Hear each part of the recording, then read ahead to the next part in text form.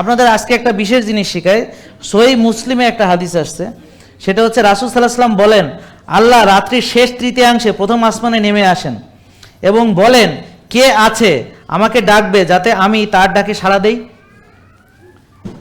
কে আছে আমার কাছে কিছু চাইবে আমি যেন তাকে দেই? এখানে আপনারা যারা পেয়েছেন তারা আল্লাহর কাছে চেয়ে পেয়েছেন কিনা বলেন? পেয়েছেন তো আল্লাহর কাছে চেয়ে। তো যারা চাবে পাবে না? আল্লাহ যে আমাকে ডাকেন, আমরা কি তার ডাকে সাড়া দিব না? আমরা কি তাহাজ্জুদে উঠবো না? আমরা কি তার কাছে চাইবো না?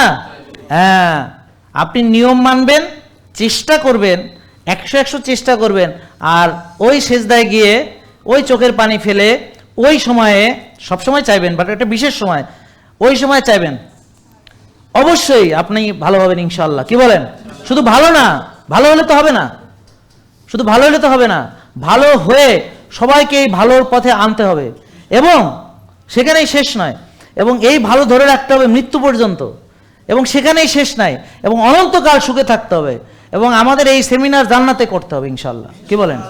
তাই না?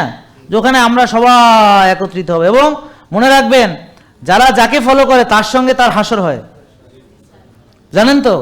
তা আপনারা যদি মনে করেন প্রসেসড ফুড ফলো করেন, তো প্রসেসড ফুডের সাথে আপনি যাবেন, বুঝতে পারছেন? আর রিয়েল ফুড ফলো করলে রিয়েল ফুডের সঙ্গে যাবেন, এইরকম আর কি। জেকে লাইফস্টাইল, ওষুধ মুক্ত সুস্থ জীবন।